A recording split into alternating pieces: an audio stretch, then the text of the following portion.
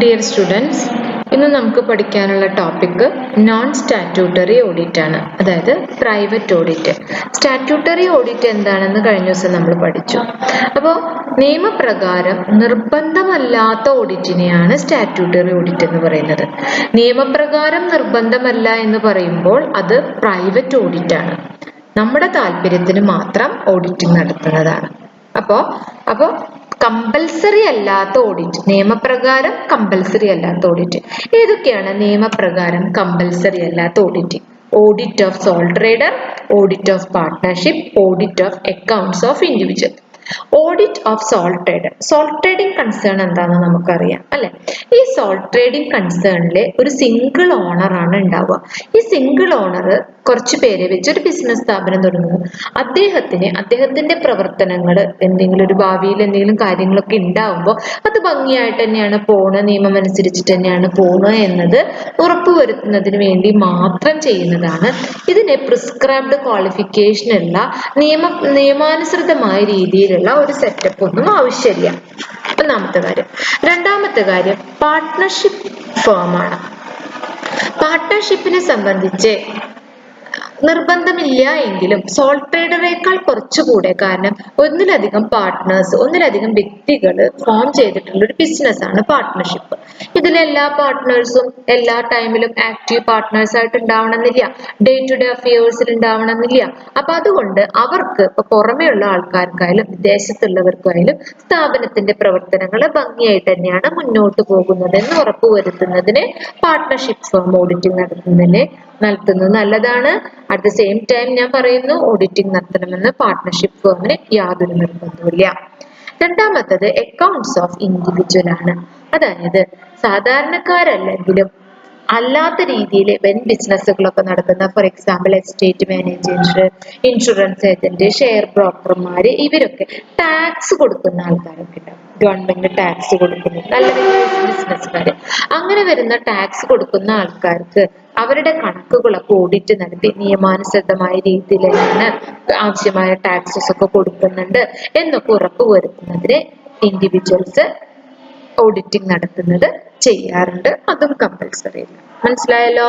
Soul trader, partnership, accounts of individual. ഇനി നമുക്ക് പഠിക്കാനുള്ള ടോപ്പിക് രണ്ടാമത്തെ ക്ലാസിഫിക്കേഷൻ. നമ്മളിപ്പോൾ ക്ലാസിഫിക്കേഷൻ ഓഫ് ഓഡിറ്റിലെ സ്റ്റാറ്റ്യൂട്ടറി ആൻഡ് നോൺ സ്റ്റാറ്റ്യൂട്ടറി പഠിച്ചു. രണ്ടാമത്തെ ഇന്റേണൽ ആൻഡ് എക്സ്റ്റേണൽ ഓഡിറ്റ് ആണ്. ഇന്റേണൽ ഓഡിറ്റ് എന്ന് വെച്ചാൽ സ്ഥാപനത്തിന്റെ ഉള്ളിൽ തന്നെയുള്ള അത്ര വലിയ പ്രിസ്ക്രൈബ്ഡ് ക്വാളിഫിക്കേഷൻ ഒന്നും വേണ്ടാത്ത സ്ഥാപനത്തിന്റെ സ്വന്തം ഇഷ്ടത്തിന് വേണ്ടി നടത്തുന്നതാണ് ഇന്റേണൽ ഓഡിറ്റ്, കമ്പൽസറി അല്ല.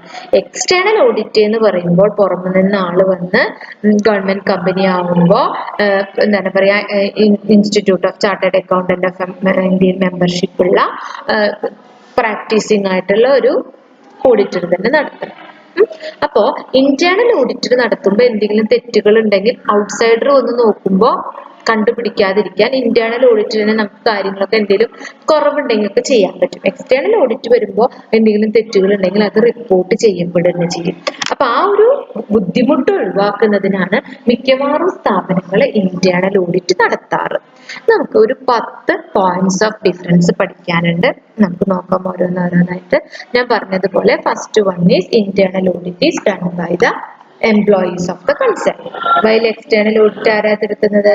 professional auditor outside the business concern. Internal audit objectives എന്ന് പറയുന്നത് to improve and comply with the established policies and procedures.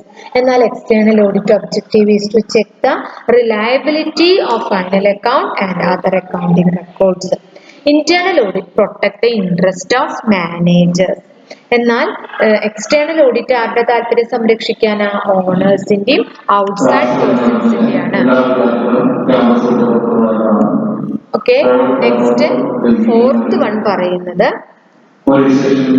On the basis of operating functions ആണ് നടക്കുന്നത്. സാർ അനൗൺസ് ചെയ്യുന്നുണ്ട്, അതുകൊണ്ടാണ് ചെറിയൊരു സൗണ്ട് ഡിസ്റ്റർബൻസ് വന്നത്. Okay, operation ഫംഗ്ഷന് വേണ്ടിയിട്ടാണ്, അതായത് കാര്യങ്ങൾ ഭംഗിയായി നടക്കുന്നതിന് വേണ്ടിയിട്ടാണ് ഇന്റേണൽ ഓഡിറ്റ് നടത്തുന്നത്. എന്നാൽ എക്സ്റ്റേണൽ ഓഡിറ്റ് നടത്തുന്നത് on the basis of accounting records and financial statements. ഇനി ഇന്റേണൽ ഓഡിറ്റിന്റെ സ്കോപ്പ് എന്ന് പറയുന്നത് അത് മാനേജ്മെന്റിന്റെ ഒരു തീരുമാനത്തിനനുസരിച്ചിട്ടാണ്. എന്നാൽ എക്സ്റ്റേണൽ ഓഡിറ്റ് നടത്തുന്നത് സ്റ്റാറ്റ്യൂട്ട് അനുസരിച്ച്, സ്റ്റാറ്റ്യൂട്ടറി ആയി നിർബന്ധമായി കമ്പനി ആക്ടിൽ പറയുന്നതാണ്.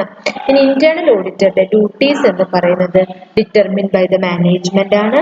എന്നാൽ സ്റ്റാറ്റ്യൂട്ട് പ്രകാരമാണ് എക്സ്റ്റേണൽ ഓഡിറ്റിന്റെ ഡ്യൂട്ടീസ് പറയുന്നത്. ഇന്റേണൽ ഓഡിറ്റ് ഒരു കണ്ടിന്യൂസ് വർക്കാണ്. എക്സ്റ്റേണൽ ഓഡിറ്റ് പീരിയോഡിക്കലി ഇയർ എൻഡിങ്ങിലാണ് നടത്തുന്നത്. Auditors can be removed by the management. Management വേണമെങ്കിൽ ഓഡിറ്ററിനെ റിമൂവ് ചെയ്യാം എപ്പോൾ വേണമെങ്കിലും. പക്ഷെ സാധാരണഗതിയിൽ പ്രൊഫഷണൽ ഓഡിറ്ററെ, ഗവൺമെന്റ് കമ്പനീസിന്റെ ഓഡിറ്ററെ വീണ്ടും ഷെയർ ഹോൾഡേഴ്സിന്റെ മീറ്റിംഗ് ഒക്കെ വെച്ച് തീരുമാനിച്ചിട്ടേ പറ്റുള്ളൂ. ഇനി മാനേജ്മെന്റിനാണ് ഓഡിറ്റ് റിപ്പോർട്ട് കൊടുക്കുന്നത്. എന്നാൽ എക്സ്റ്റേണൽ റിപ്പോർട്ട് കൊടുക്കുന്നത് ആരാണ് അപ്പോയിന്റ് ചെയ്ത്, ആരെ അപ്പോയിന്റ് ചെയ്തത്? ഷെയർ ഹോൾഡേഴ്സ്, അവർക്കാണ് കൊടുക്കേണ്ടത്. Internal audit is mainly concern with the prevention and detection of frauds and errors. എന്നാൽ external audit is concerned with mainly the accuracy and dependability of annual accounts and detection and prevention of frauds and errors. Okay, thank you.